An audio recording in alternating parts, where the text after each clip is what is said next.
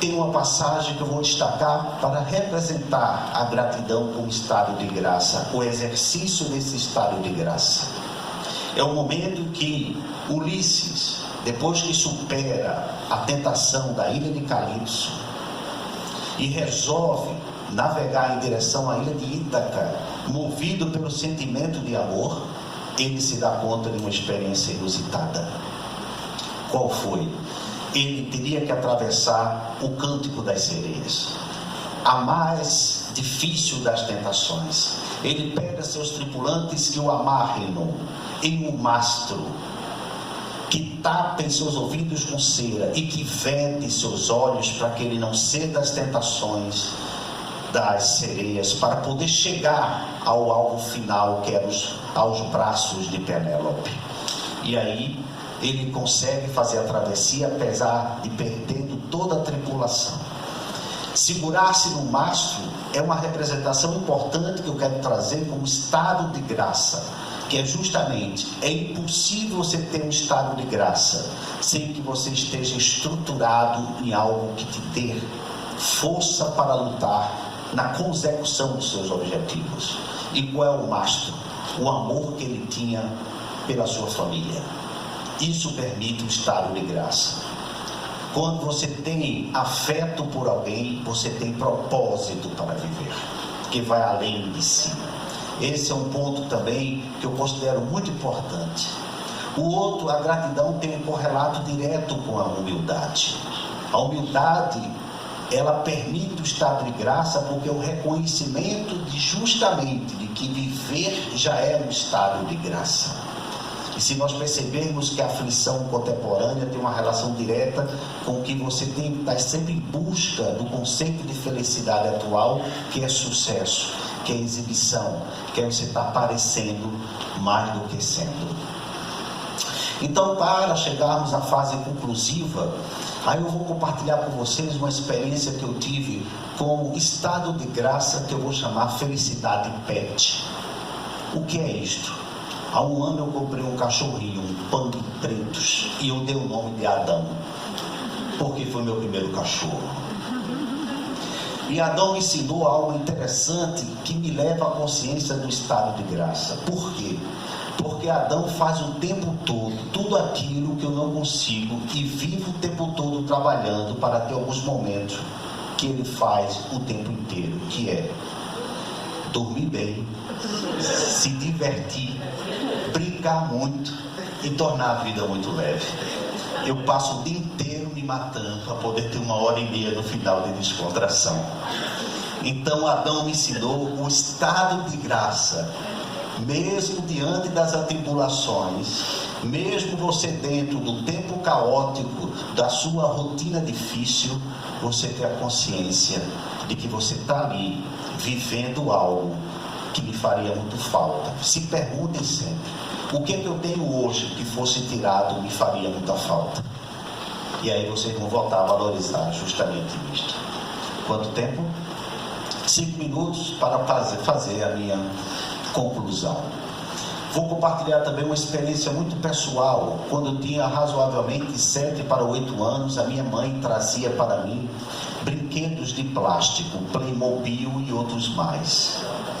E eu costumava fazer essas brincadeiras compondo 2 exércitos. Um exército que era liderado por um bonequinho, que era um hipopótamo vermelho, que eu dei o nome dele de Feroz. E o segundo exército que sempre perdia a batalha, porque eu naturalmente manipulava as vitórias. Eu queria que Feroz sempre vencesse. Curiosamente, eu entrei no tédio. E entendi que era a maneira agora de finalizar aquele ciclo de vida meu, e eu teria que promover a derrota de Feroz. E foi muito difícil para mim, acreditem, porque eu tive que imaginar Feroz deitadinho, como tivesse sido flechado pelo exército inimigo. Imagine também que eu tive que fazer um cortejo fúnebre de Feroz. O coloquei num pires e saí arrastando em fileira, boneco atrás de boneco, até o quintal da minha casa com uma faca de cozinha. Fiz um buraco, coloquei Feroz e senti ao mesmo tempo uma grande dor e percebo muito bem meu sadomasoquismo com uma certa alegria. Anos depois eu comecei a pensar, porque quando eu saí do quintal com Feroz dentro da sepultura, eu tinha vários outros bonecos que estavam ali. Eu morava numa ladeira onde crianças passavam pobres para a favela onde elas moravam, e resolvi doar todos meus bonecos. Enquanto eu distribuía meus bonecos entre risada das crianças, eu também entrava num estado de alegria. Anos depois eu fui entender. Aos 7 anos meu pai me abandonou. E eu fiz uma representação na brincadeira, uma representação lúdica de fazer minha catarse da dor de algo que havia perdido, que era justamente o abandono que meu pai gerou em mim. Feroz era meu pai, e não por acaso o nome Feroz, porque eu estava com muita raiva.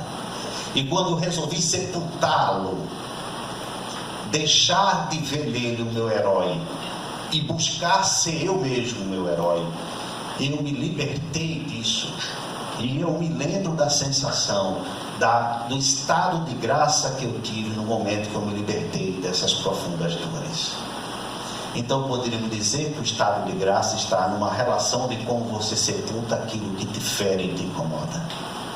Mas não como um apagão da consciência, da tua memória, mas como um simples ato do tipo, foi bom que isso também aconteceu. Agora eu vou fechar. 3 minutos, vamos lá. Um belíssimo conto chamado O Grande Sertão e Veredas, de Guimarães Rosa. Partia do seguinte princípio: viver é perigoso, mas não obstante, por maior que seja o sertão, sempre há uma vereda. E narra o conto que Riobaldo, personagem central, conta a história de um amigo dele, que queria provar em loco que realmente viver era perigoso, e resolve entrar numa floresta muito densa e perigosa. Ele entra na floresta e não sabe onde pisa, ele tem medo, ele começa a fazer uma comparação, a floresta com a vida. Viver é perigoso, ele não sabia para onde ir.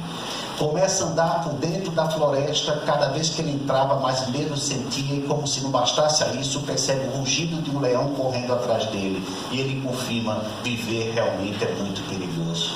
E ele corre até que se dá conta que beirou um precipício, e aí ele vê como viver é perigoso. Estou num lugar desconhecido, com um leão atrás de mim, na minha frente um riacho com rochedos pontiagudos. Que devo eu fazer? Viver é perigoso, estava sem saídas, mas afinal de contas todo sertão tem uma vereda. Então ele tem um raciocínio inteligente para lidar com o perigo de viver.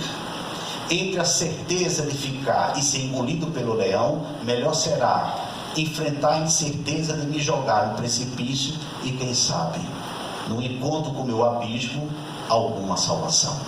Atira-se no precipício, de braços suspensos, tem a sorte de segurar no galho e fica pendurado e confirma para si ainda mais o princípio de viver, que é o princípio do perigo. Lá em cima o leão, lá embaixo o rochedo, pendurado no galho, a situação realmente que ele confirmou: viver é muito perigoso. E neste momento ele se depara com uma situação inusitada. Ele percebe que no galho tem um cacho de morangos. Então ele se pergunta: o que devo eu fazer neste momento, no meio de todo esse perigo, se não saborear os meus morangos? Então eu concluo a palestra dizendo: gratidão é um estado de graça da sua competência de saborear seus morangos, mesmo diante de tanto perigo. Muito obrigado.